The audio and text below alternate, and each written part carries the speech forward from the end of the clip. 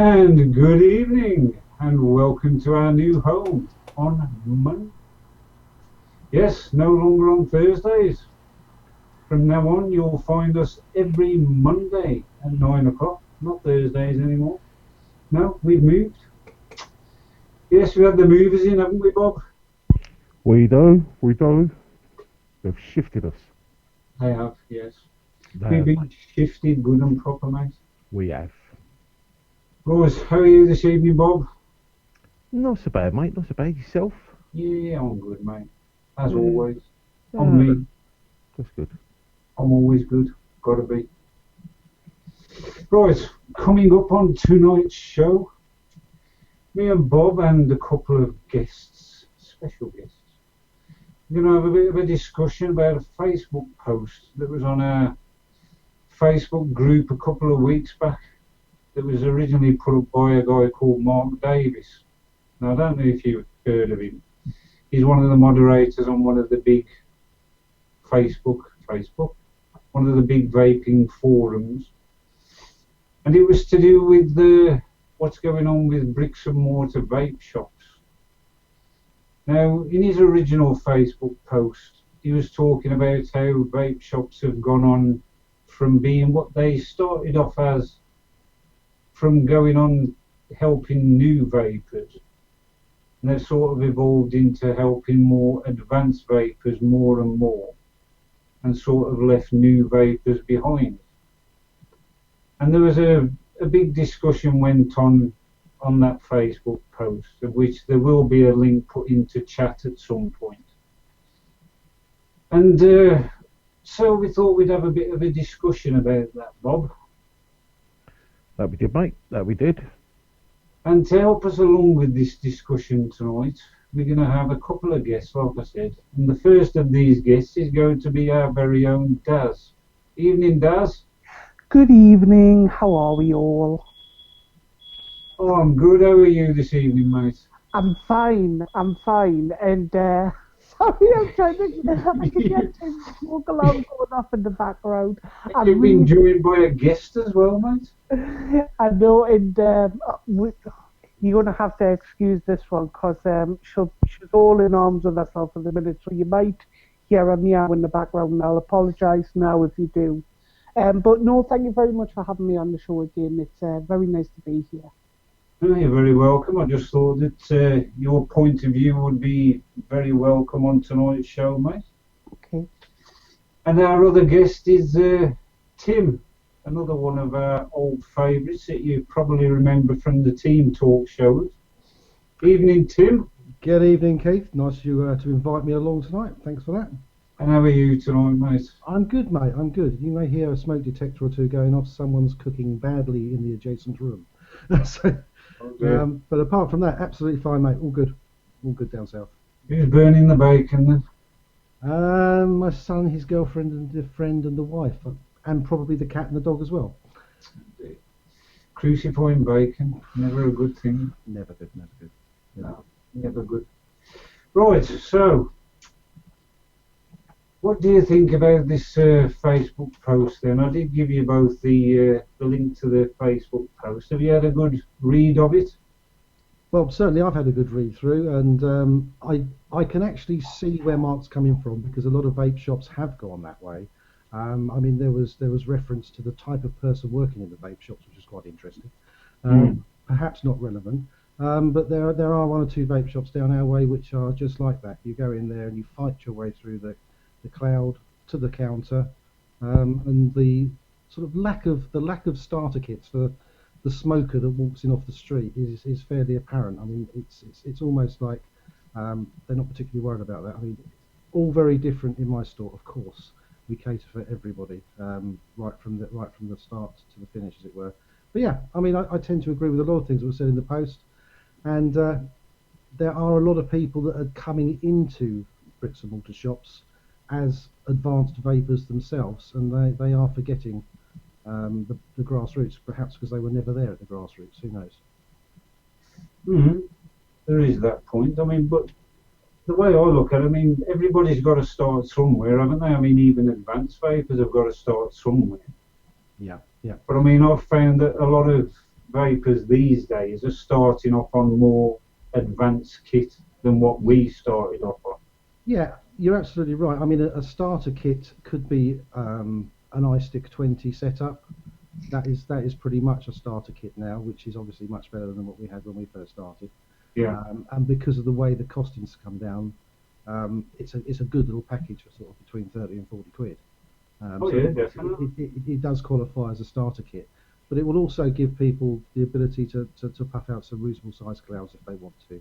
And then there is obviously still the C5 Ego type battery kits out there, but they've come down in price even more, and they're sort of sub £20 now. So, I mean, yeah, there is an argument for covering everybody, but I mean, some of these shops just don't do it. From experience, wandering into shops where people don't know me, you know, and it is, you know, 120 watt cigarettas and 150 watt cigarettas and drippers, and that's the lot. Uh-huh. And how do you feel about that Facebook post, Daz? Well, yeah, I agree, you know, and I kind of mirror exactly what Tim's saying, except the only difference that I find is with us, we do have some B&M shops kind of in close proximity. In recent feedback, I was told one in particular now doesn't stock anything other than 6 milligram, and the majority of the juices are high VG. So I kind of already, you know, sourced what direction that person's going down at the same time, and you know, if that's what they choose to do. But the thing being is, we're kind of maybe the opposite of where Tim is at the minute, of where the catering to everybody. We're not yet. We're still very much the way that it's been for the last year, because 90% of what we get is your general, you know, members of the public who are using egos and CE5s and things like that. And before it was maybe about 3%, now it's about 10% that we're getting who are, you know, looking at subbing. And even though a lot of them know that it's not what we do yet, and they're saying, well, why? And I said, well, let me be fair. How can I possibly sell a brand to you if I'm not fully confident in the brand what I'm selling? I would much rather know and be 100% confident in the tech for me to be able to sell it to you with confidence. You know, I could, with a starter kit, with an Ego battery and a CE5, you know, wholeheartedly, 99% of the time, say to them, you know, do it as if, you know, I've done it a million times, which I have done it a million times over. I can't do that the same with Sub-Ohm. I also noticed about the thing about something else that I wanted to point out, which was about things about youth, and you know, you walk into a shop and there's a couple of kids and they're blowing out these clouds. And the thing being is, from where I sit, you know, my whole thing of it is impression. You know, impression, it leaves a lot on the customer. And I've got customers now who come to me who's after new kit that we don't or may not currently sell, but who will not go to anywhere else purely because they've got the trust and the confidence in us. Yeah. And I think that it's really important that when a customer comes in, irrespective of whatever you're doing, you need to give them your undivided attention, because just because you Sub-Ohm doesn't mean that every other person does, and you shouldn't expect them to either, because if you start talking to them about, you know, things like resistance and this, that and the other, if they don't know what a CE5 is, they're not going to know what the resistance of a coil is, to be fair. So exactly. so basically, like, going back to what I was saying, we still stand kind of 90% of the old way. Well, I'm not going to say old. That's the wrong thing to say. It's not old. It's still very, very current. But we still go down those lines at the moment, which you know, it's a market that we are emerging into, but not as fast as what some other shops are. Which is fair enough. I mean, you've got to look at it like you said. You've got a particular customer base, haven't you? Yeah, yeah, exactly. I mean, it's like Tim, for instance. If Tim was in the position where, say, and I'm sure Tim will agree here, that if Tim was selling 90% sub-ohm kit, then predominantly the majority of the stock that they're going to hold is going to be for sub-ohm, because that's where the bulk of that's where the bulk of their sales is. That's where they're making the most of their margin. So you have to move with the market. You know, I could get a load of stock in tomorrow. I could get a load of VG juice in, but that doesn't make a hint of difference. It could stand there for months on a shelf and gather dust. Well, exactly, because you haven't got the customers to sell it to, have you? Exactly. It's all on the customer base. It doesn't all necessarily go around like on the evolving. It's what the customer tends to prefer. A lot of my customers who come in buy the same things every week, day in, day out. You know, the 3 bottles of, you know, tobacco or menthol or whatever, a couple of coils, and they're happy with that. So that is the current market for me, which I'm sure that other shops, which I suppose that looking at the other shops as well who are going down that route, may well be doing it, because the majority of the customer base that they're getting is, you know, using sub-ohm as opposed to, you know, just regular, you know, your regular 1.8 ohm coil in an Aspire CE5, for instance. Uh-huh. Mm-hmm. So, in your opinion, I mean, that's going to one of my questions would be that, do you think that B&M shops are sort of forgetting about like new vapors and smokers that are looking to switch to vaping, and more concentrating on those who are already established vapors? It's a really difficult one to say. I mean, because I would like to think that there's still a lot of B&M stores out there who do cater for, you know, the majority.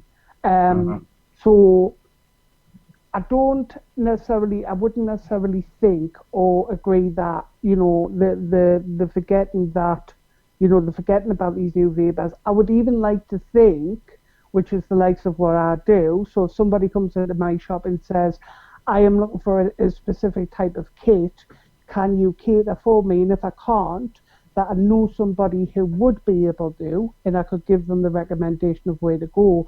I would like to think that they would do that.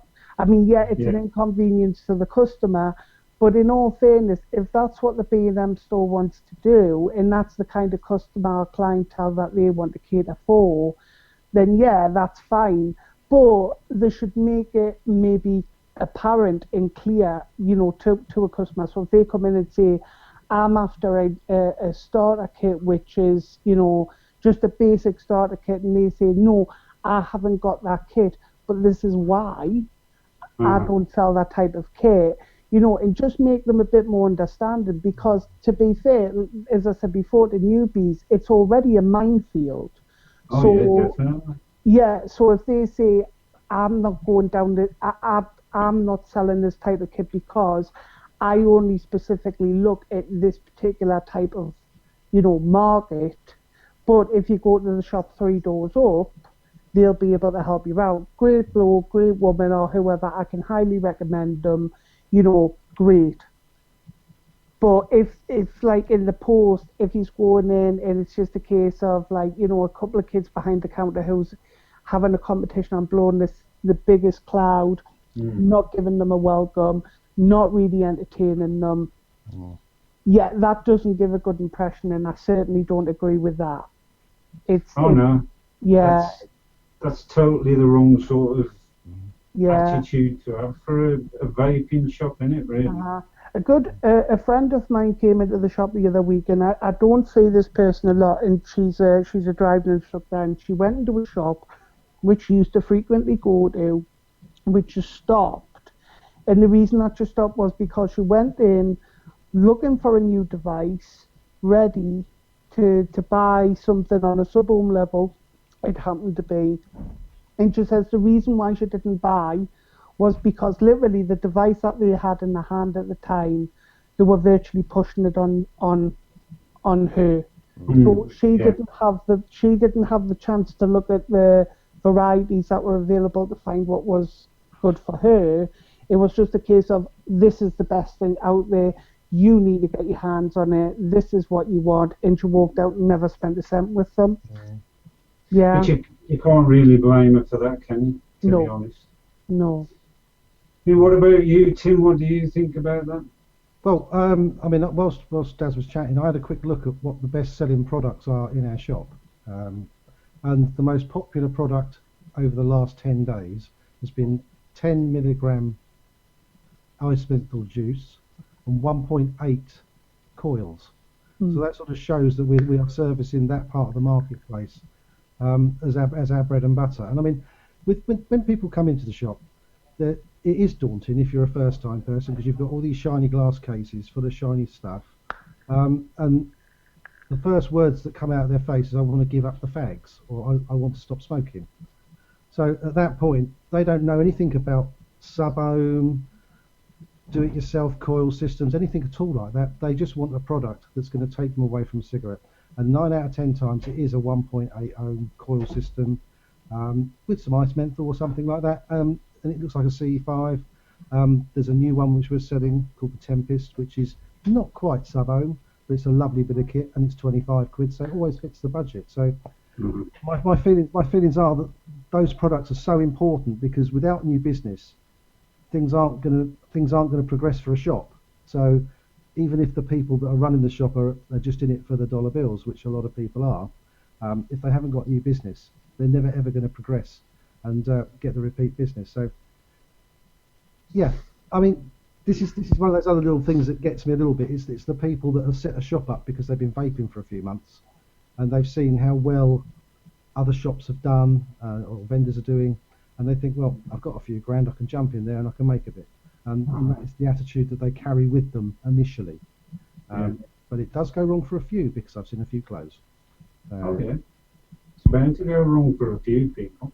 But I mean, turning to you, Bob, I mean, you're into like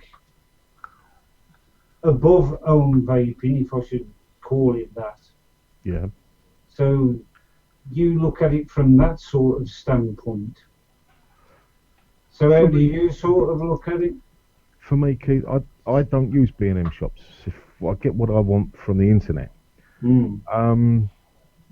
It's like, I think it was Sav that put it actually on that post, where when I first joined the scene, as it were, it was more like a village rather than a big town. So I got to know certain vendors, and those are the ones I still use. You know, we've got 2 or 3 vape shops in my local town. I know one for a fact is in it just for the money, and that's fine. That's, you know, if that's what they want to do, that's what they want to do. And they sell everything. So you got the sub-ohm side of it, and you got the starter kit side of it as well.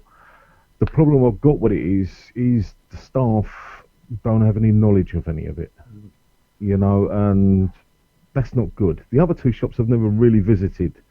I've sort of popped my head in one, and that was about it, and I popped it out again because it was just full of fog. Yeah. So, you know, that's what it got to me.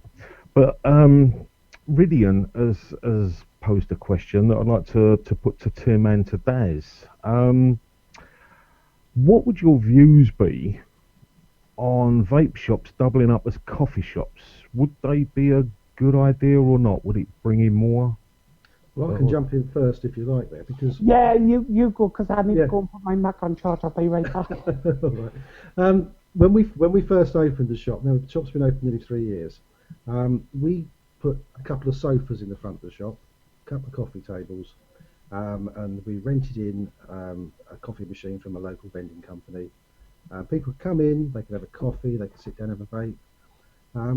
And over a period of time, the coffee thing didn't really seem to work for us. But I mean, I'm getting the idea, because a pal of mine's doing it in London, and I'm hoping that's going to work for him. But it didn't really work for us. So now we've got quite a big area with a couple of sofas in it and some coffee tables, which, strangely enough, do get used because we've got a lot of elderly customers that come in, and they'll come in and they'll be too worn out to walk home afterwards, so they'll sit down for a while. So from the lounge side of it, the lounge side really does work. Nice sofa, couple of tables, a little bit of reading literature on the table. We've got sort of a TV going, showing latest products, videos, bits of VTTV got rolling through, and that seems to work as well. The coffee side didn't really work for us, but I'm sure in other places it probably would work. It just didn't work for us.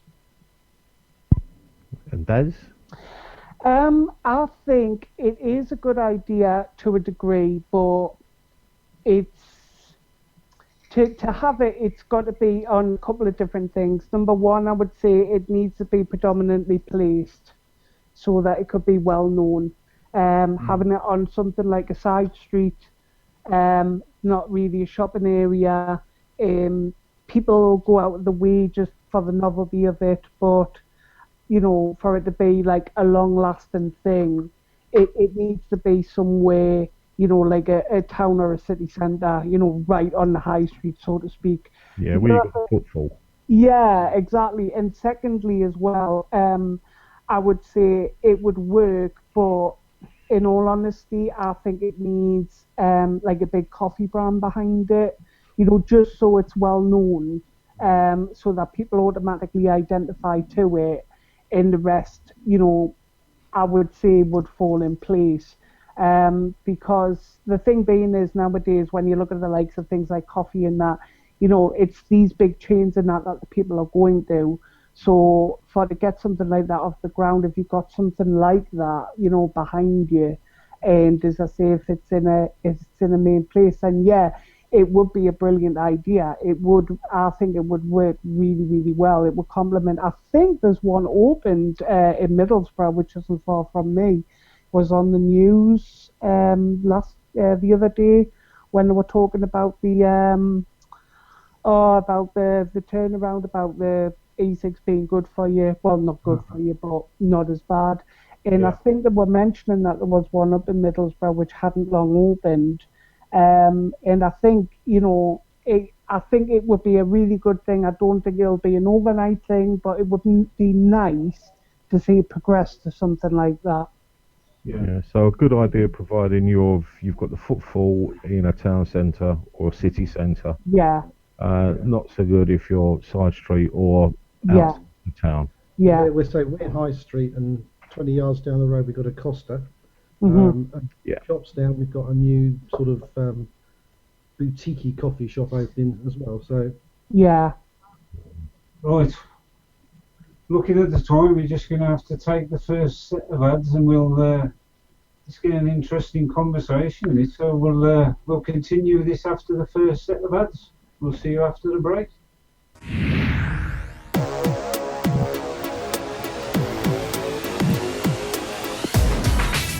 Often imitated, never duplicated. Award-winning service and products from cloud9vaping.co.uk. Dripper selection boxes now come in 0 and 3 mg strengths. So tell Dripper the kind of flavours you like and we'll send you 70ml of some of the world's most exciting flavours every month. With free delivery anywhere in Europe, treat yourself to a Dripper box today. Dripper.co.uk.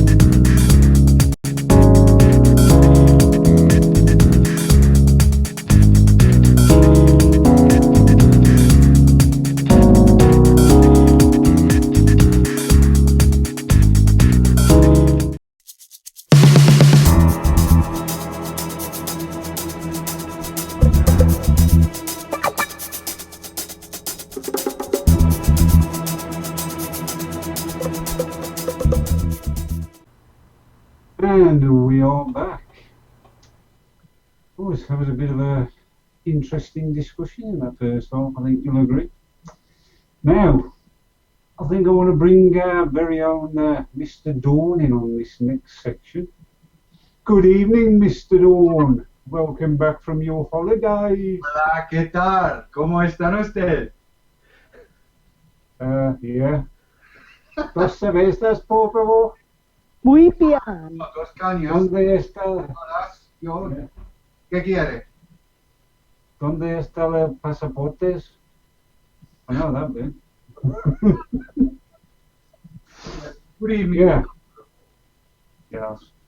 Now, my next point was talking about the physical appearance of people in vape shops.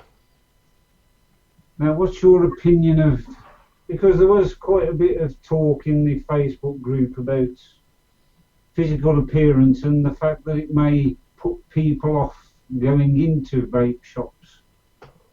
Now, me personally, I don't have a problem with tattoos and piercings and stuff like that. It doesn't bother me in the slightest. Now, what do you think about this, Dave? Well, look, I think to me it's quite simple. To me, it is actually quite simple. If you are looking to service the greatest number possible of clientele, then you have to be able to appeal to every demographic. Sorry, I've been speaking Spanish for 6 weeks. The biggest demographic, and one of the best examples of being able to do that, to me, is the Apple Store. And I know everybody thinks I've got the implant in the back of my neck, and I have, it's true. But my wife, who is quite, I won't say prim and proper, but she's an elegant lady. When she wanders into an Apple Store, a similarly elegant person will accost her and find out what she wants, and she's always very happy there. Yeah. By the same token, there's a couple of my mates, muso mates, that work there, and they're like, that kind of lad, you know. Uh-huh. They've got their own customers that get there. And I've got to be honest, I do think that that kind of paradigm works very, very well. That you can wander in and get the advice you need at the kind of a genius bar. That, you know, you can find somebody that you can relate to. And I appreciate that it's a big undertaking to do something like that. But in the smaller stores, I think you've got to be aware that there are people coming in who have specific needs, and you've got to discover what those specific needs are. All right, people would say, well, it's Dave Dawn, he's an advanced vapor, so he's going to want 200-watt devices, he wants DNA, he wants all the next tech, he wants this, he wants that, he wants the other. That's fine. But if I'm going in with a potential new, I was going to say son-in-law, he's not, but my niece has a new man in tow. Lovely. He was up over the weekend. He's gone away with an iStick 20, an iStick 30, and a couple of decent tanks that you can dial the airflow down on. He's happy as a pig in clots, and I'm hoping that in Sheffield, where they are, he's going to be able to walk into a bricks and mortar and get decent service, and not somebody say to him, well, Matt, what you really want is one of these snow wolves that do it at like 200 watts, Thanos, and put this in a dripper on and get this in some of this 3 milligram juice and dip it on like, they'll be good. Because only started this weekend. That's the worry that I have, that certain stores do seem to want to push people a little too fast. He'll get there. He will get there because he'll be talking to other people that are there. But with everybody, vaping is a journey. I've met loads while we were on holiday and people using CE4s, iSticks. I've seen iStick 50s, I've seen EVPTs, I've seen Slow Wolves, I've seen all kinds of stuff being used. And that's all good. That's as it should be. And people get there when they get there, when they're ready to. And I think every B&M needs to be capable of dealing with the raw recruit at this end and the cloud chaser at that end and everything in between. That way, they've got a really good chance of being successful, whether they're in it for the money or whether they're in it for what many would regard as the right reasons. Finished now. Thank you. You know, you saying that, Dave, a friend of mine this weekend, just gone, she went into a bricks and mortar up where she lives, Wolverhampton, and with a specific idea of what she wanted, which was an iStick 20 and one of those little mini Nautilus things. They didn't have them. They don't stock them anymore. So she ended up walking out with an iStick 40 watt, the temperature controlled one, and the larger Nautilus. So she's happy with it, but she thought it strange that she was sold a temperature controlled device when she doesn't even need that yet. You know, she's completely new to vaping. It's an interesting one, isn't it? I mean, there are, I'm sure, in public health circles, there'll be people who are thinking, we really like the idea of temperature control, and I do. For purely and simply for the reason that it gets past this bloody stupid formaldehyde overheating thing. Yeah. And I can see the market going completely temperature control. All other things aside, in 12 or 18 months, everything will have temperature control. I'm quite stunned by the number of devices that have it now. You know, I mean, Marco was looking at one last week. I've got a Snow Wolf White's arrived. It does temperature control. I'll be talking about that at some point. It's not a bad idea, and it's not a bad idea to have the kit there that will handle it once you feel ready to use it and you're not going to be confused by it. I suppose it's a bit like buying a car. You know, if you go to buy, I don't know, a smart car, right? And I don't know what the range of the smart car is. Daz will dive in and tell me, I'm sure. But I'm sure there's one that's probably got a 250cc engine and solid rubber tyres and, you know, it's not up to much. It'll get there, but it'll take a week. And at the top of the range, there'll be a one that'll get there in 2 days, if you see what I mean. And the salesman's always going to try and tell you, well, look, get more power than you need. That way it's not going to wear out as quick. And that's probably not bad advice. I'm not sure how that translates into the technologies that we've got in e-cigs now. But certainly the people I've been talking to while I've been away who were saying, yeah, what's that you've got? What does that do? And they've tried it and they've gone, I like that idea. I was getting burns, dry hits, and just occasionally that tasted nasty what I was using, but I like that. That's a good idea. So, you know, it's a very, very difficult area because the rate of innovation at the moment is going at a hell of a rate of knots. I can't even keep up. I mean, I've had 5 weeks out, and I'm stuffed as to what's new today, but there's a barrel load of new stuff out there. Absolutely. The market, there's something new on the market every single day, really. But like yourself, you know, I've got no problem with them selling the 40 watt temperature controlled mod. It's not a problem. What I'd like to ask Tim and Daz, would they recommend something like that to a new vapor? Well, possibly not, because temperature control seems to be sort of catching quite a few more advanced vapors out because they're not quite sure on how to set it up and how to keep settings locked into the machine and that sort of stuff. So a new vapor probably would be put into an iStick 20 because at the end of the day, that's a versatile product. You can start off with a basic tank on it and you can put a good tank on it. You can spend £25–30 on a tank for an iStick 20 and get a good benefit from it.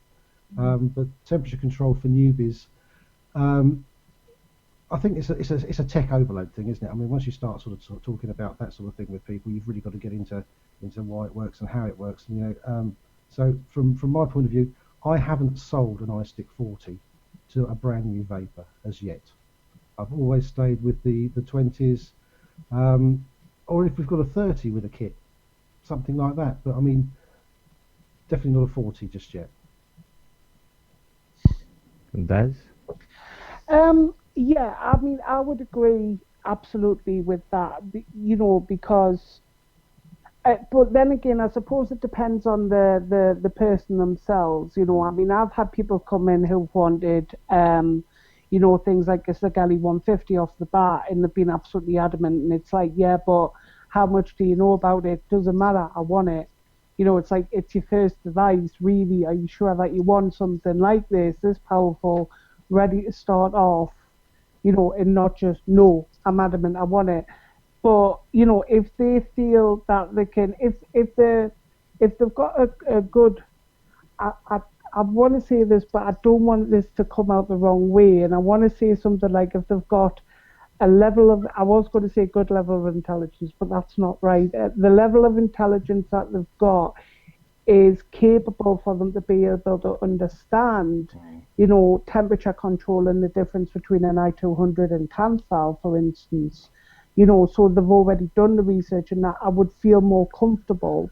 So, for instance, there's a woman who came into the shop last week, and she started off with an Ego and a CE4. She's then gone on to an iStick 20 and Aspire ET. She's been using it about 6-7 months. And in all honesty, the age that she was, I automatically presumed, which was wrong of me, she would not look for another piece of kit. Lo and behold, she came in last week and said, I'm ready to take the next step. And I said, really? Like, quite shocked, thinking, is the iStick 20 not doing what it's supposed to do? You know, is there something the matter with it? Is there something that I can help out with if it's not performing? Yeah. And it wasn't that it wasn't performing at all. It's just that she feels that she's ready, that she wants to make the next step. She wants to go down that route of sub-ohming, which is absolutely fine. So it's a big, it's brand new to me, that area, because, you know, it's something that I learned. You know, when you sell a kit and you think that kit's going to be the best thing for that person, you know, in the world, and they're not going to chop and change at all, I was so wrong. And it's a big, big lesson that I've learned, because it's like we've said this time and time again, everybody is so different. And you don't know what they're going to do. You don't know what next step they're going to take, or if they're even going to take a next step. So going back to, sorry, as I said, but going back to the temperature control, I would say 99% of the time is no, unless the person seems that they're more than capable of having a good basic knowledge of what the reason that a temperature controlled device is for.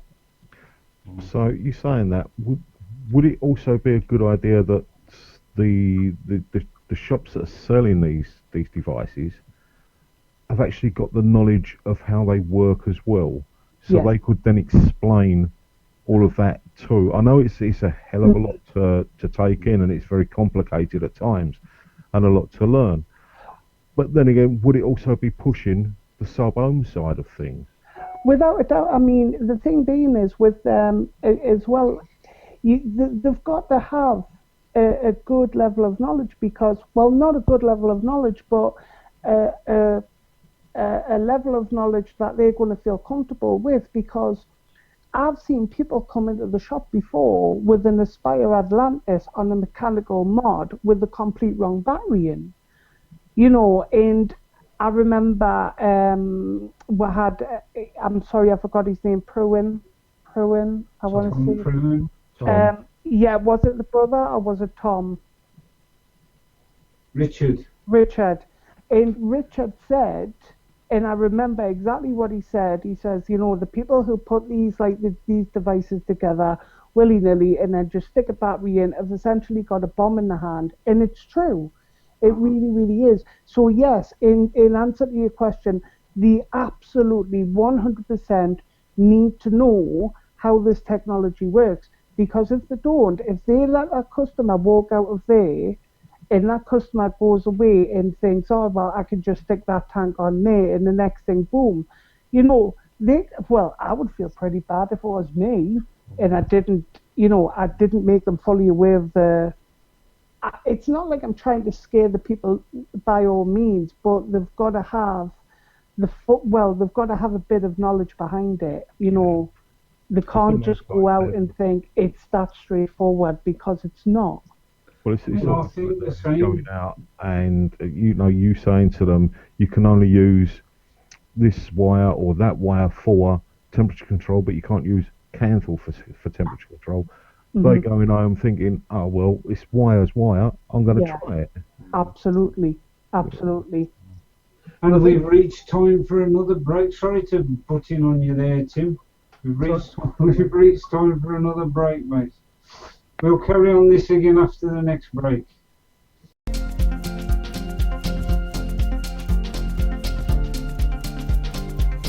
Joytech UK are proud sponsors of vapetrails.tv.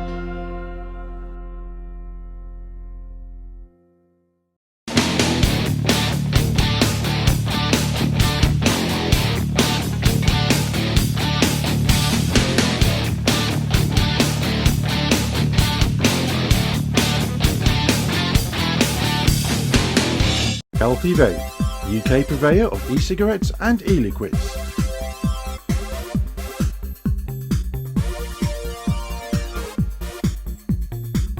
Proud sponsors of vaping entertainment on Vapor Trails TV.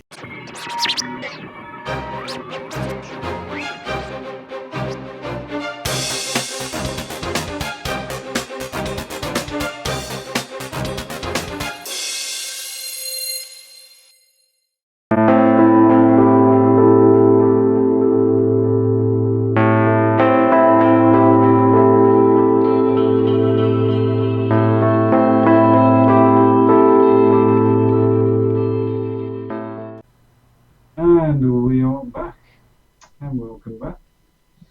We'll carry straight on with it. What was that you were talking about there, Bob? If you want to carry on with your question, mate. Sorry I had to butt into you there, mate. Well, it wasn't me, it was Tim. Oh, sorry, Tim.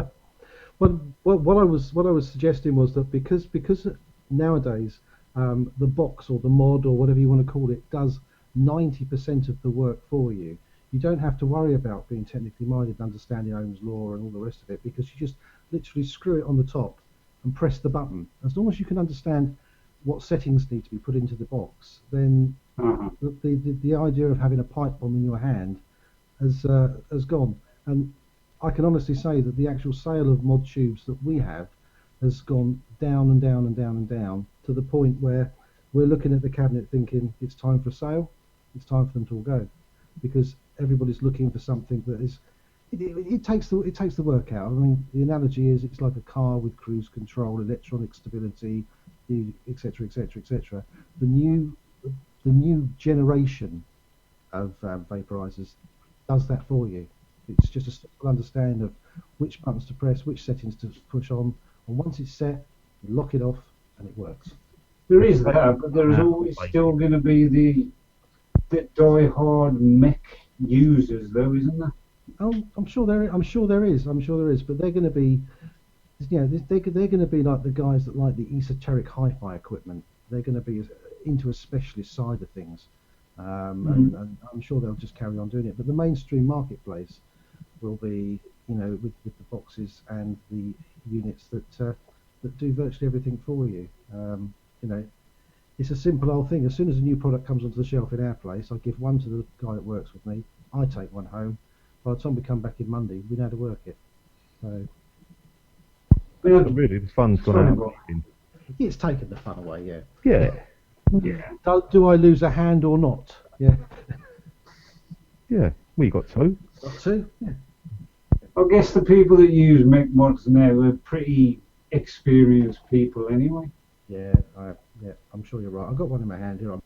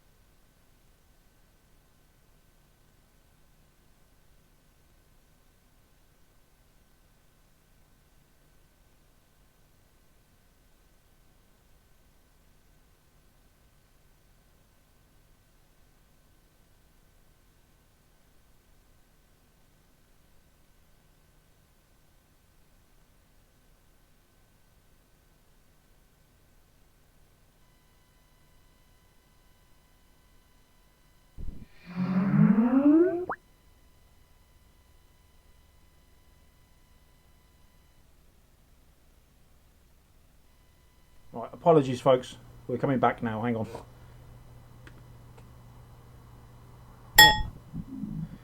Right. Sorry, guys. Hangouts crashed on me. You're muted, Matt. Yeah. Hangouts crashed on me. Apologies. Right. We're back in the room now. Right. Video stayed up, so it's just audio we lost. I was still. I switched the camera of me, so we're back. Excellent. So carry on with what you were saying, Dave. Well, yeah. I mean, look, it's the current state of affairs. Even 5 weeks ago, 6 weeks ago, is quite simple. Delta 19, I stick 20 or 30, there or thereabouts.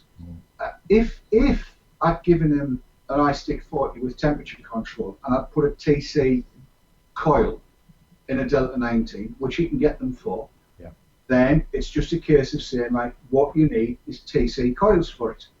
And then set the temperature to where you're comfortable, keep it below 520. I wouldn't actually bother to tell him why, just tell him keep it below 520. And then that's it. It actually is, it's not as complicated as we sometimes try and make it out. There's a lot of times I'm kind of thinking, hang on a minute, you don't need to know Ohm's law anymore. In fact, the whole sub-ohm thing now annoys me as a term. I think higher wattage, higher power vaping. Forget the sub-ohm thing, because you only needed that when you didn't have the electronics to sort it all out. It's not higher wattage vaping, it's higher power vaping. That's all it is. And temperature controlled, somebody was asking me, well, it was Bob was asking me earlier on, why did I set a Snow Wolf or an EVIC VT or a Sigelli 150 TC or whatever to 80 watts and then let temperature control handle it? Well, it's very simple, because the temperature control handles it. And it is that simple. You know, I like it at 450 degrees Fahrenheit, whatever that happens to be in centifarad. Fine, you sorted. It's there. And if you set it to 280, you get no vapor. If you set it to 490, you get shed loads. It's not really rocket science. It's a bit like operating an oven, isn't it? Sort of, yeah. I agree. I mean, that's brought me to a question. I mean, it's completely off the subject, but it's brought me to a question that somebody was asking me the other day about this, the higher level of where you need to be at for temperature control. And they were saying if 520 or 540 Fahrenheit is the level at which you shouldn't go above, then why don't they automatically set all temperature control devices to that higher level? Why do they have them to go higher than that? It's the same reason as the competitors to Marshall Amps putting 11 on their dial instead of 10. That's all. It'll go to 600. I don't want to go to 600. There might be people that want to be at 600. That's their choice. As long as they know what the risks are, that's entirely up to them. I'm happy at around about 500, 490 on most of the stuff I use. And that's cool. But, you know, I do know other people that are constantly at 420, and that's where they're happy, and that's fine too. Yeah. Can I ask Tim and Daz, as well as Dave and Keith, going back to the bricks and mortar question of, you know, what the guy behind it or the girl behind the counter actually looks like. Does that ever put you off? Are you worried about tattoos, piercings, holes in noses, ear holes, heads, whatever? Does it put you off? For me, not at all. Doesn't bother me. No. If I didn't hadn't have gone into a vape shop and I went in and somebody had, you know, great big, I don't know, I'm going to exaggerate it here, but those great big earlobe things, like, you know, the massive rings underneath and and a piercing through here, and then, like, you know, they've got like holes in there on every orifice in the face. I don't think I would be put off, but I wouldn't look at vaping as then alternate to smoking. I would probably look at it in a different kind of context. Probably something along the lines of, you know, like I don't know, a bit like getting a tattoo, I suppose. I wouldn't look at it along the same line of this is a piece of kit that I'm buying to keep me off the cigs. But it wouldn't put me off buying. I would look at it in a different light, as meaning like the type of people who use it. Yeah, it's much the same as the analogy you just used with a tattoo. If you went into a tattooist and you see the tattooist didn't have one on him, you know? Yeah, exactly. You know, what I'm also thinking is Mr. and Mrs. Joe Public are around about the late 50s, early 60s mark, want to kick the habit, go into a shop and they see 2 or 3 behind the counter, you know, clouds everywhere, tattoos up to their armpits and whatever. They must feel that slight intimidation. Yeah. Yeah. You know, I think that it wouldn't really bother me whether I was a new to the vaping or not. You know, that sort of thing doesn't bother me anyway. But there are some people that would be put off by it all. You know, without a doubt. So, yeah, but how are you going to go to another shop where you've got a dazzle like, where doing you know, tattoo free, nice haircut, smart lad, courteous, polite, welcoming, can I make you a cup of coffee, that kind of thing. They'll go to a shop. As long as there's a variety of places for people to buy things, then it's cool. I mean, again, it's like cars. It's like motorbikes. It's like any vehicle that you want to drive on the road. If you want to go and hoon it out in a bleeding Ferrari, you're not going to go to a mini garage, are you? Can I just chime in there, since I've broken off all 4 and you already see me anyway? I was just thinking along exactly the same lines there, Dave. Back in the days when you used to go and buy your records, now I wouldn't go into a shop that would just sell easy listening. I would go into the shop that the person that liked easy listening wouldn't go into. There's variety out there. That's a good thing. Yeah, I mean, it's funny as well when you say, because a couple of months ago I had a visit from Trading Standards, and he came in, this guy from Trading Standards, and he looked around, he went, yeah, I'm really happy you've got your prices up, you've got this, you know, I need a couple of things that I needed to do. Where do you sell legal highs? I said, I don't sell legal highs. Are you planning on selling legal highs? I said, no.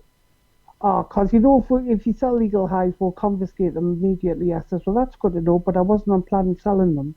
So, you know, I think the conclusion, like, I would guess, my conclusion would be is people, whatever the case, are going to come to their own conclusions, irrespective of what the shop would be. So, you know, they could come into my shop, take one look at me and, you know, think, oh, it's too cheap or it's too expensive or whatever. Unfortunately, as much as we would like to, there's just no pleasing everybody. That's true. Very true. But it's the same the whole world over, isn't it? You know?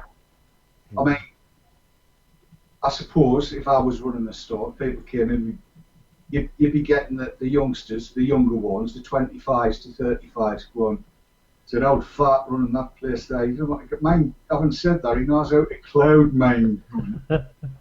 But by the same token, you know, a 65-year-old, and I'm not that far away from it, would come wandering in going, well, I'm not joking, Jim, because have you seen what he's doing? That looks not like a cigarette, that. And, you know, we need the variety out there.